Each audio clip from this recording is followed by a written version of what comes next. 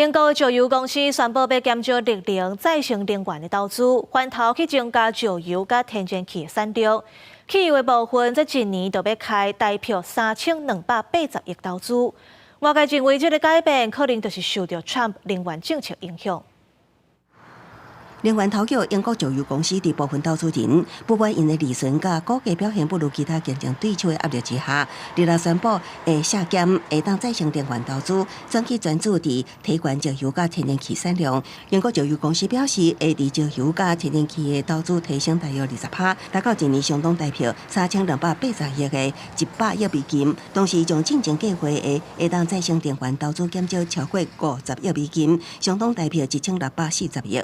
执行长奥钦克罗斯认为，英国石油伫放弃化石燃料的过渡进程，行得伤过远、伤过紧，对绿色能源的信念看唔到所在。 The oil companies are no longer even pretending that they're going to be playing a part in the low carbon transition. 5年前，英国石油立下减排目标，计划伫2030年进前，将自家的石油甲天然气产量削减40%，同时提悬再生能源投资金额。不过，2023年虽将减产目标降到25%，转换跑道投资再生能源，却无法度互公司扩大获利。举例来讲，2024年英国石油公司的净利润达到89亿美金，大约新台币2920亿。 比前一年的138亿美金加真济，大约新台币4527亿。专家认为，英国石油当咧脱离过去5年来国际社会甲企业所设的绿色目标，英国石油公司的竞争对手壳牌甲挪威国家石油公司，和美国总统川普最近拢当咧准备减少对绿能的投资。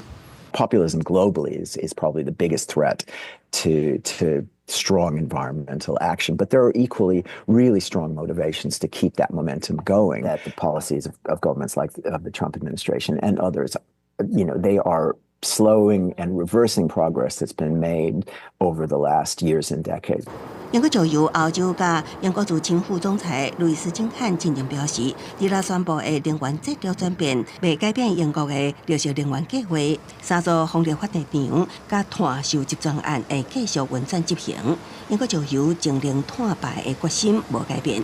有专家认为，英国石油已经无想要去拍拼，也可能受到美国总统川普的影响。